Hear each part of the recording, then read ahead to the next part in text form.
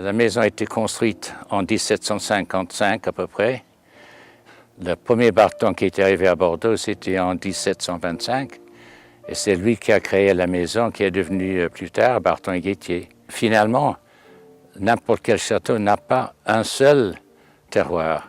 De ce côté-là, il y a plutôt des graves. Et plus on va à l'intérieur, dont nous avons aussi des parcelles, c'est plutôt des terres un peu plus sablonneux. Non, je dis souvent, des gens demandent quelle est l'importance du terroir. Et moi, je dis ce que je crois être la vérité, c'est que le terroir fixe le maximum potentiel de qualité. L'homme l'atteint ou ne l'atteint pas, mais il ne peut pas le dépasser. Alors heureusement, le potentiel est fixé très haut pour le Saint-Julien.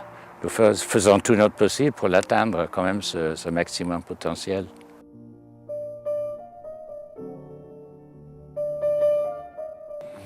Le 2009, la qualité de ce millésime s'explique par le climat qui a été vraiment parfait. Parce que, comme vous savez, on n'a pas besoin de soleil uniquement, tout le temps.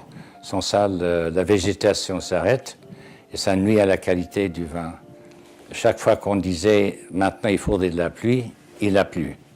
Et vraiment, c'était exceptionnel.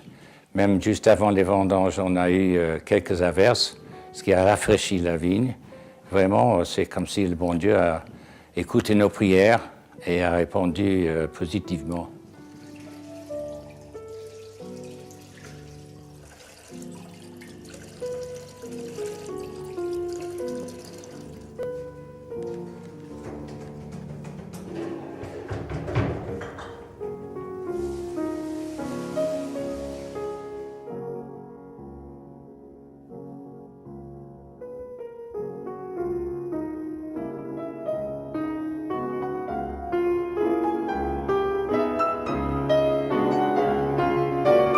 Non, c'est un vin qu'on voit qui s'est vraiment apprécié dans peu de temps, disons 5 ou 6 ans, et c'est un vin parfait.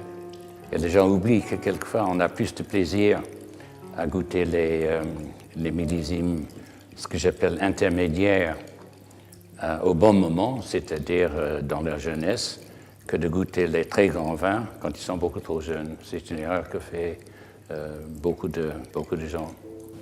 Yes.